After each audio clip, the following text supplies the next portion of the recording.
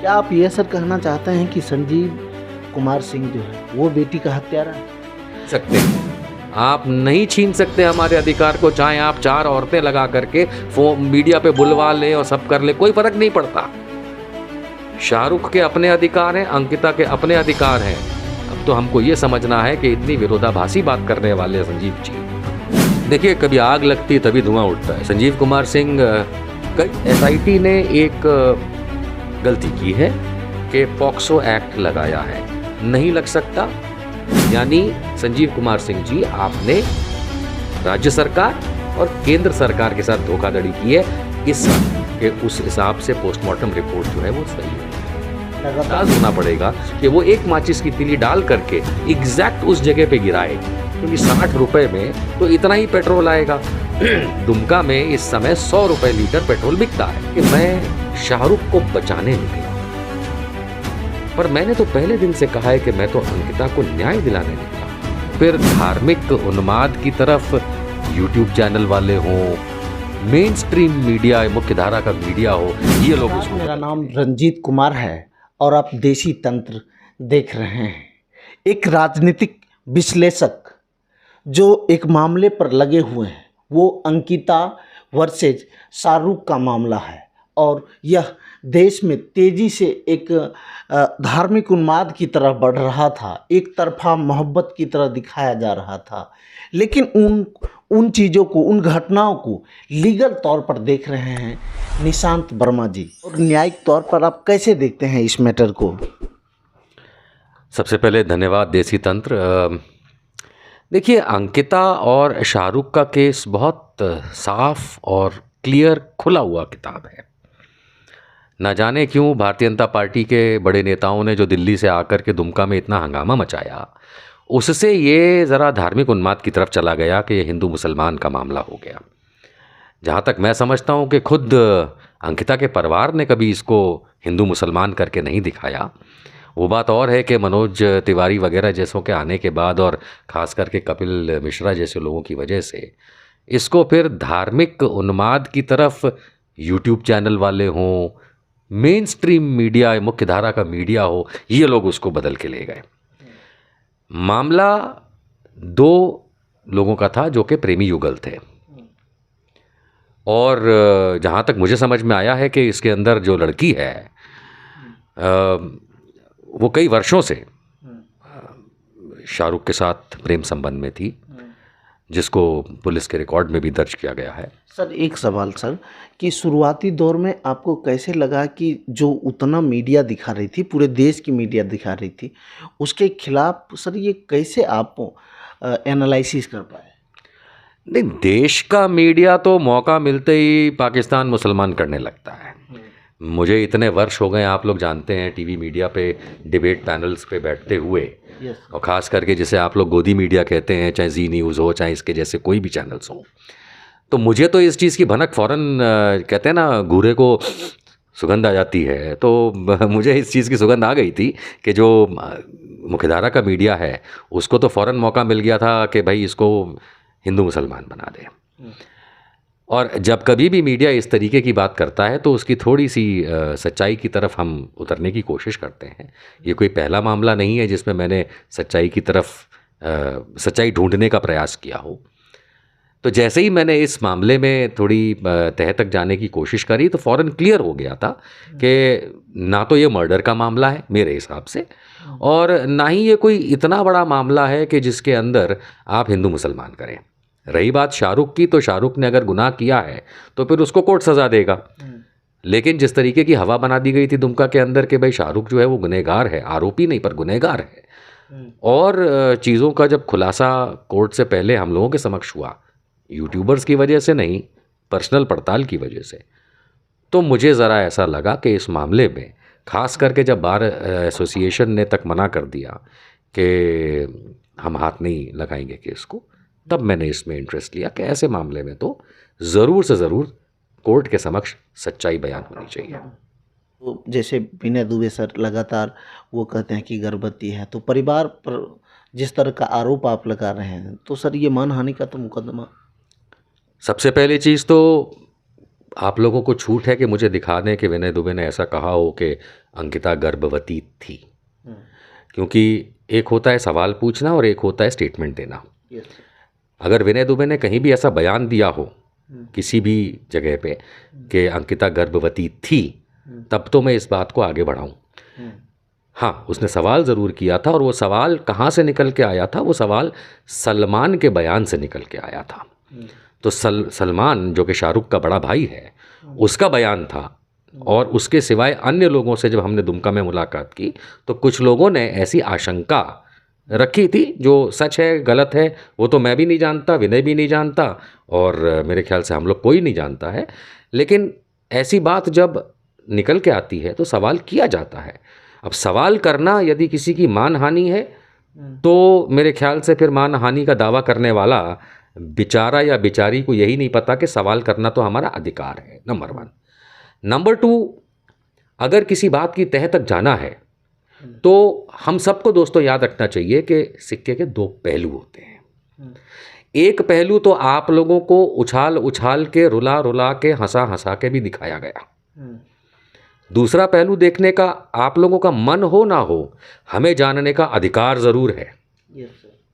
तो जब जिस चीज़ का हमें अधिकार है, क्योंकि सिक्के के 2 पहलू होते हैं, अगर वो किसी को नापसंद हो, आंखें बंद कर ले। मानहानि का दावा करना हो क्योंकि सवाल उठता है कि दूसरा पहलू क्या है, तो मानहानि नहीं होती, तहकीकात कही जाती है। हाँ, बिटिया थी, लड़की थी, तो इससे कल को तो आप कहेंगे कि कोर्ट में तो फिर कोई दूसरा पक्ष रखा ही नहीं जाना चाहिए। मुझ तक ऐसी कुछ बातें ज़रूर आई थी कि लोग कहते हैं कि मैं शाहरुख को बचाने निकला हूँ, पर मैंने तो पहले दिन से कहा है कि मैं तो अंकिता को न्याय दिलाने निकला हूँ। और ऐसा मैं क्यों कहता हूँ? बिटिया की मृत्यु हुई, किसने मारा? क्या ये जानना ज़रूरी नहीं है? जब 10 से अधिक चीज़ें ऐसी निकल के आती हों पड़ताल में जो शाहरुख के सिवाय अन्य लोगों पे भी उंगली खड़ी करती हों, बिल्कुल। क्या आपको लगता है कोई भी न्यायिक प्रक्रिया एक तरफा होती है? कतई नहीं। क्या आपको, खास करके बार एसोसिएशन दुमका के निर्णय के बाद कि कोई भी वहाँ का लोकल वकील इस मामले को नहीं उठाएगा, तो क्या आरोपी का अधिकार छिन गया कि उसका पक्ष वो या उसकी तरफ से कोई कोर्ट में रख सके या उसके परिवार की तरफ से रख सके? नहीं। संविधान में अधिकार है, और जिस अधिकार को रोकने की कुछ लोग कोशिश करते हैं कि दूसरा पक्ष ना रखा जाए, वो ये भूल जाते हैं कि स्वर्गीय इंदिरा गांधी को मारने वाले लोगों का केस भाजपा के बड़े नेता राम जेठमलानी ने लड़ा था। हमारे माननीय होम मिनिस्टर अमित शाह जी जब तड़ीपार हुए थे, इशरत जहां का मामला, सोहराबुद्दीन का मामला, उनका भी पक्ष किसी ना किसी ने कोर्ट में रखा था। तो यूं तो नहीं मान लिया गया था कि अमित शाह पे आरोप लगा तो वो गुनहगार है। तो ये तो कानून तो सबके लिए बराबर है। नरेंद्र मोदी पे तोहमत लगी थी, उनके ऊपर भी आरोप लगे थे, तो वो गुनहगार तो नहीं साबित हो गए। कोर्ट ने बरी कर दिया कई बड़े बड़े लोगों को, छोटे छोटे लोगों को। तो ये कहना, मानहानि की बात से शुरू करता हूँ, ये कहना कि दूसरा पक्ष उजागर ना हो जाए इसलिए हम तुम पे मानहानि कर देंगे, यू आर मोस्ट वेलकम।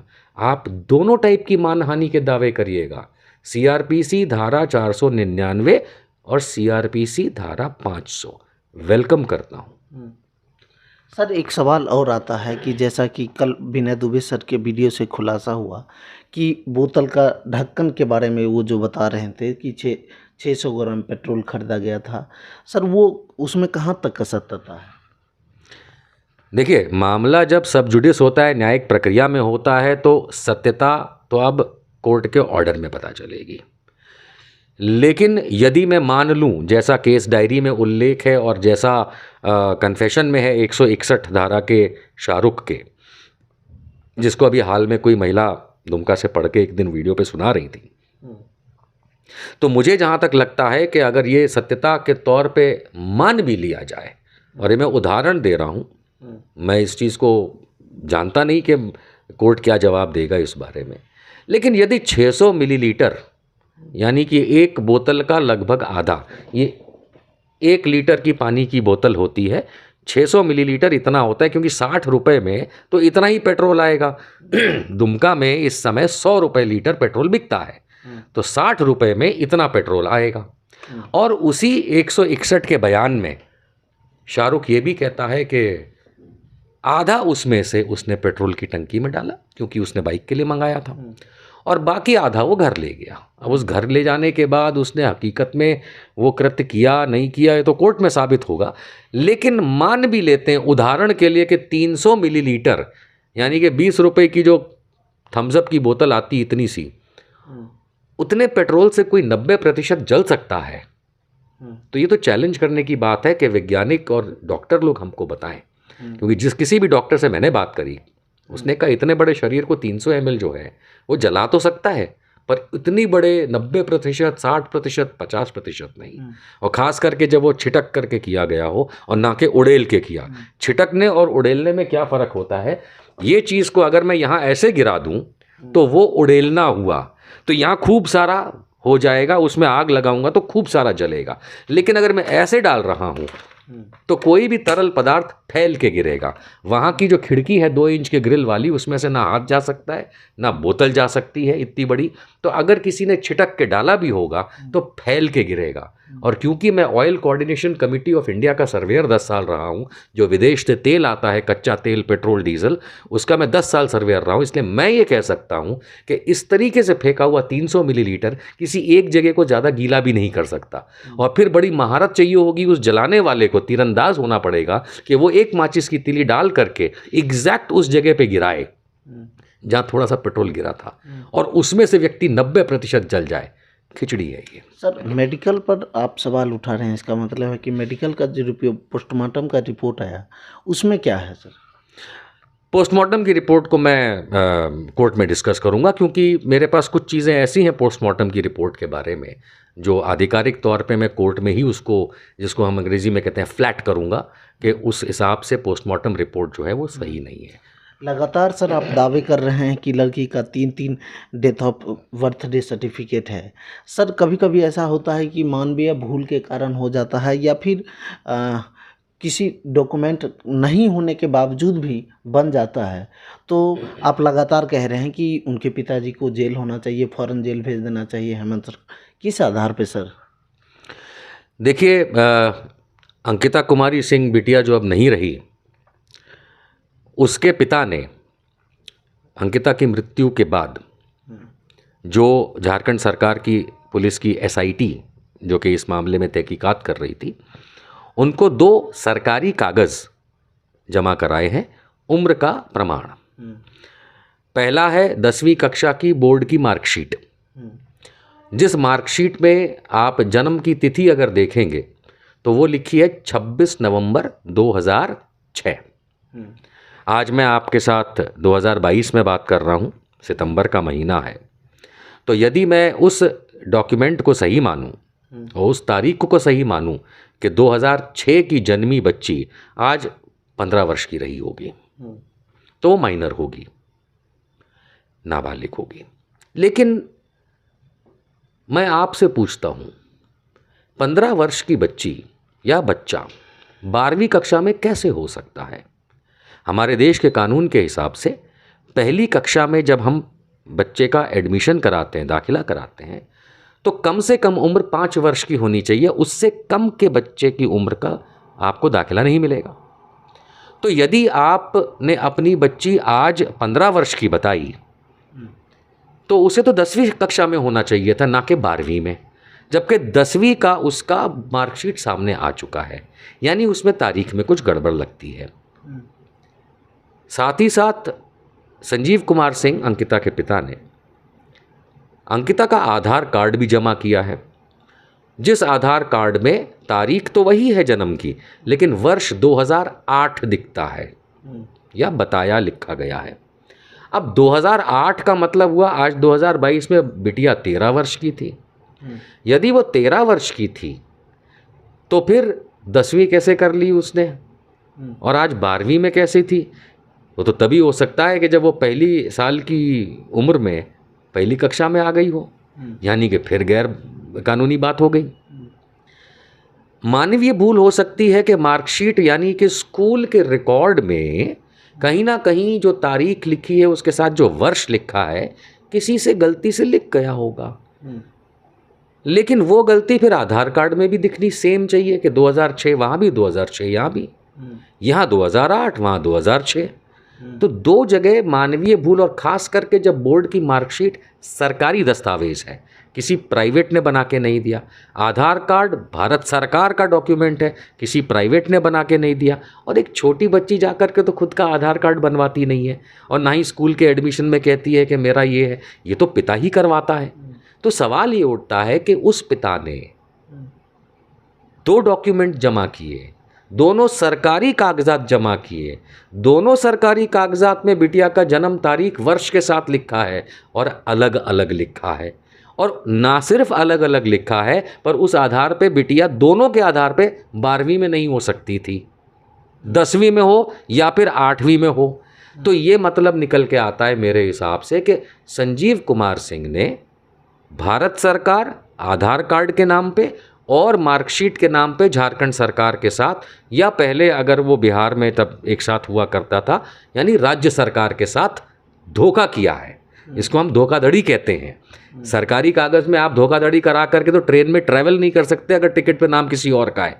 तो फिर इन्होंने आधार कार्ड में वर्ष कैसे बदलवा दिया जो मार्कशीट में था, और मार्कशीट में गलत कैसे दिखा दिया अगर आधार में सही था। यानी संजीव कुमार सिंह जी, आपने राज्य सरकार और केंद्र सरकार के साथ धोखाधड़ी की है। इसके लिए तो आपको जेल होनी चाहिए। माना आपकी बिटिया की मृत्यु हुई है, लेकिन इस काम के लिए तो होनी चाहिए, क्योंकि आपने एसआईटी में ये जमा किया है, एसआईटी ने कोर्ट में जमा किया है, आपने एसआईटी को गुमराह किया। सवाल तो हम एसआईटी से भी करेंगे कि आप गुमराह हो कैसे गए, इतने बड़े बड़े अफसर, कि आपने कोर्ट में ऐसी फ्रॉड वाली चीज़ जमा कर दी। सर एक सवाल और ये आता है कि जो अंकिता बिटिया है वो अपने मजिस्ट्रेट के सामने जो बयान दी है वो 2003 का बर्थडे है। बिल्कुल।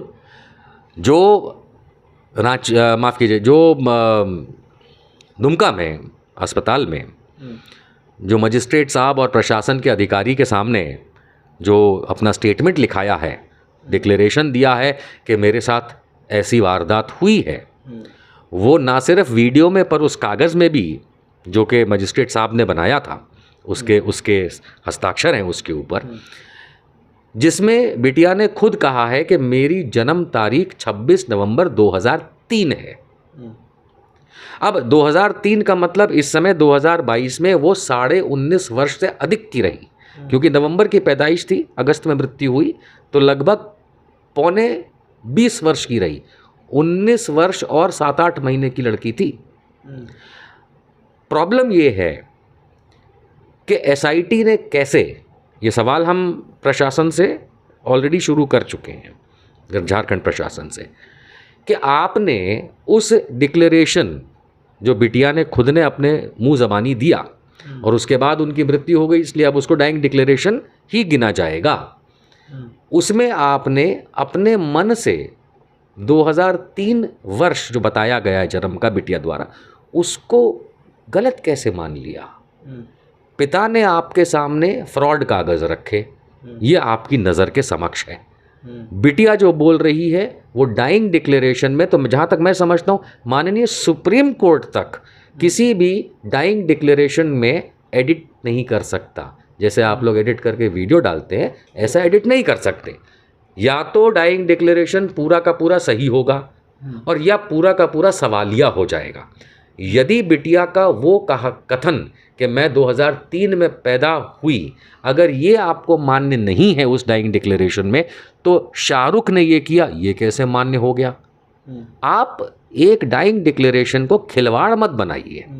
इसलिए जहाँ तक मैं समझता हूँ बिटिया का जन्म 2003 में ही हुआ था, उस हिसाब से वो 19.5 वर्ष की थी, और ये सही उम्र है 12वीं कक्षा के अंदर या उसके आसपास का होना, और 2008 और 2006 तो बिल्कुल गलत है। तो सर ये भी सवाल बनता है ना, जब वो 19 साल की थी तो पोस्को एक्ट जो है ये खारिज हो सकता है क्या?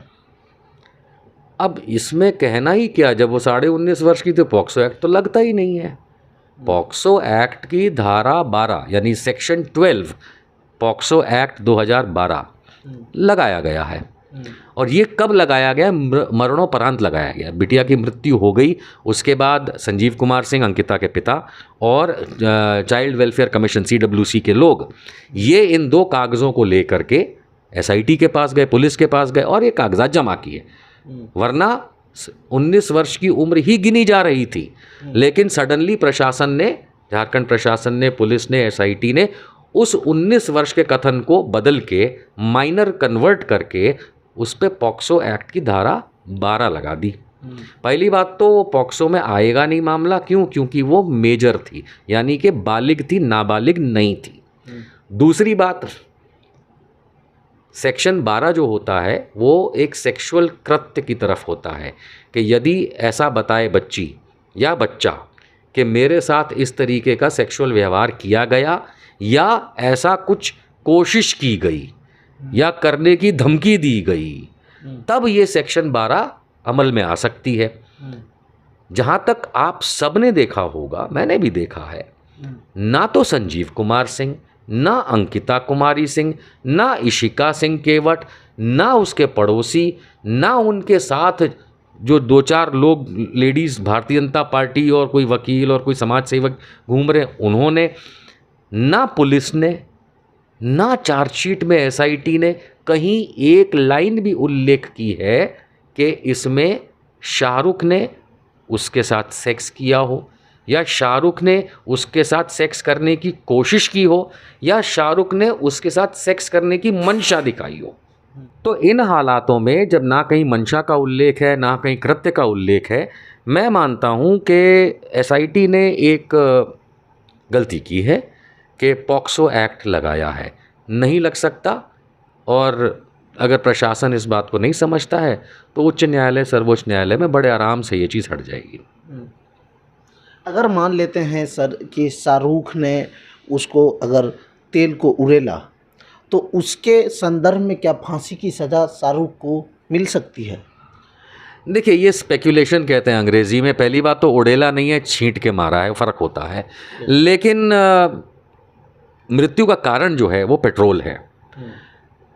अभी तो मैं ये कहना नहीं चाहता, लेकिन क्या शाहरुख के डाले हुए पेट्रोल अगर से मृत्यु हुई, डॉक्टर की लापरवाही से हुई, या कोई तीसरा अन्य कारण है, और ख़ास करके संजीव कुमार सिंह जो 50 टीवी यूट्यूबर चैनल्स पे जाके अपने बयान देते रहे हैं, अगर उनकी बात सुनेंगे तो फिर वो भी शक के घेरे में आ सकते हैं कि कुछ घर के अंदर की बात है।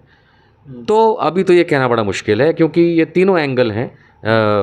देखते हैं इसमें क्या निकल। लेकिन फांसी की सज़ा तो कारण पे होती है कि किसी ने कारण ये प्रूव किया हो कि इसने जान से मारा, और rarest of the rare case हो।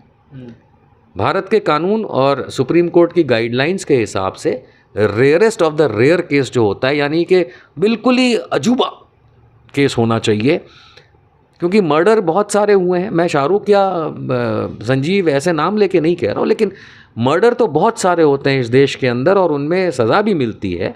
लेकिन फांसी की सज़ा तो उसको मिलती है rarest of the rare case हो, वरना लाइफ इम्प्रिजनमेंट यानी कि आजीवन कारावास की सज़ा तो ज़रूर मिलती है जो मर्डरर साबित होता है उसको। वो बात और है कि अभी गुजरात में उदाहरण देखा बिल्किस बानो केस में कि मर्डर करने के बाद भी लोग छूट जाते हैं। यहाँ तो मर्डर साबित होने की बात बहुत दूर की है, यहाँ तो शाहरुख ने ये किया है, यही पहले साबित हो जाए। क्योंकि कुछ बयान संजीव जी के ऐसे हैं अलग अलग टीवी मीडिया में, जिससे तो कुछ अलग ही धुआं उठता दिख रहा है। अंकिता के फादर हैं, उनके बारे में धुआं उठ रहा है, इसका क्या तात्पर्य है? देखिए, कभी आग लगती है तभी धुआं उठता है। संजीव कुमार सिंह कई सारे यूट्यूबर्स को अपना इंटरव्यू दे चुके हैं, और मैंने लगभग वो सारे के सारे इंटरव्यूज़ इनके देखे हैं, और उसके अंदर बहुत सारी बातें उनकी जो हैं वो विरोधाभासी हो जाती हैं। मैं एक ही उदाहरण दूंगा, उससे संजीव कुमार सिंह जी भी समझ जाएंगे।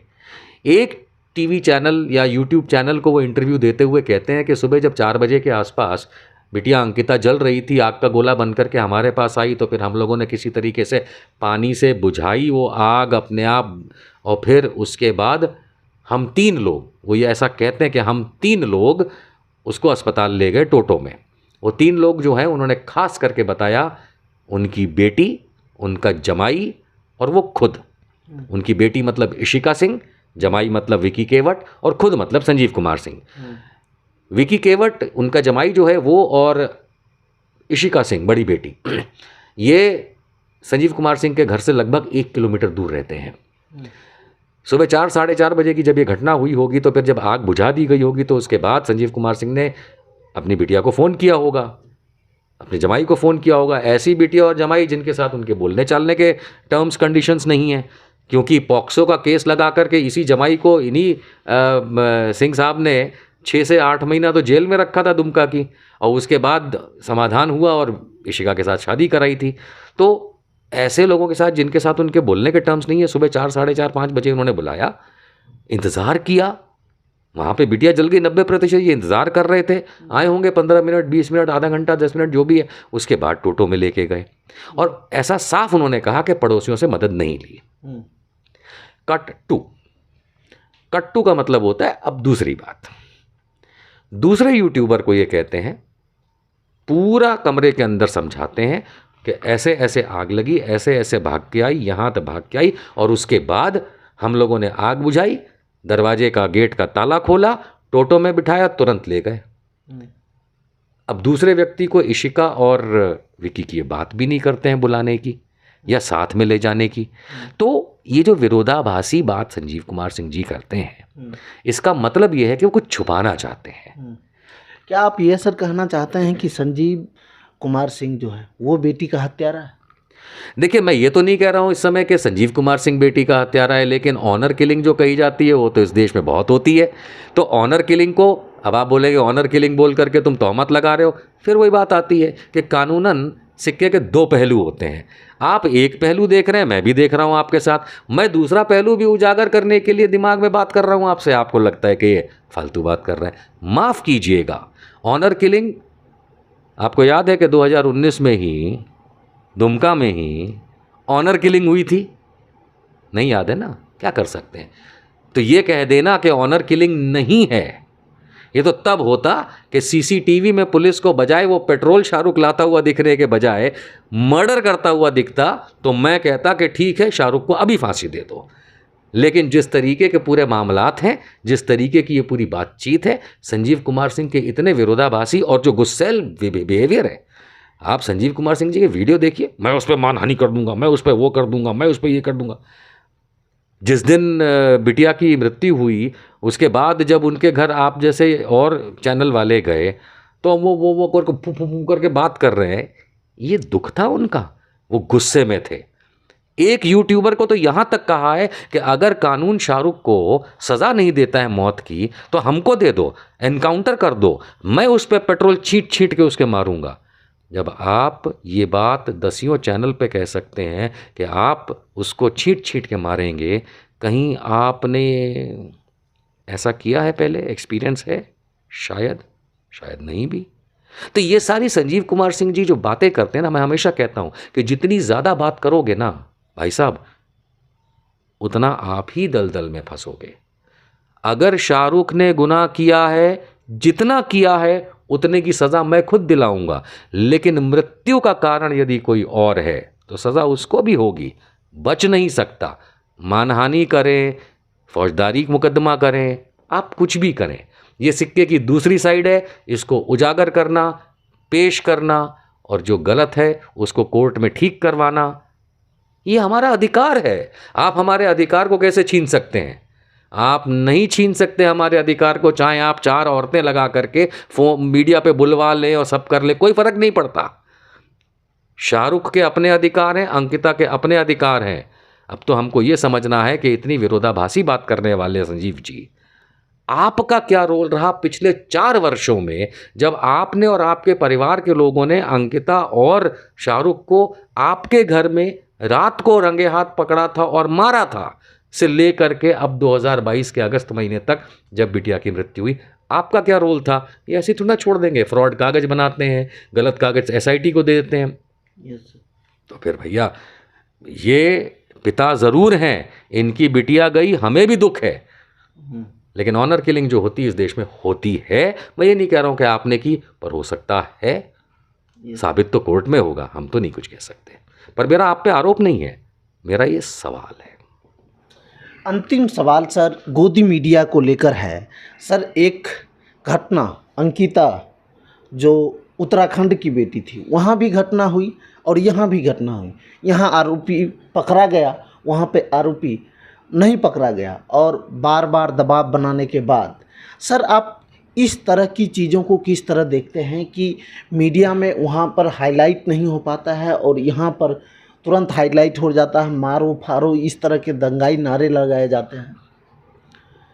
देखिए सर, ऐसा है कि भारत जलाओ पार्टी भारतीय जनता पार्टी जो है उसका एक नियम है कि जब मौका मिले तो ऐसे राज्य जहाँ पे भारतीय जनता पार्टी की सरकार ना हो और वहाँ चींटी भी अगर गलती से समझ रहे क्या हो जाए तो आके हंगामा मचाओ।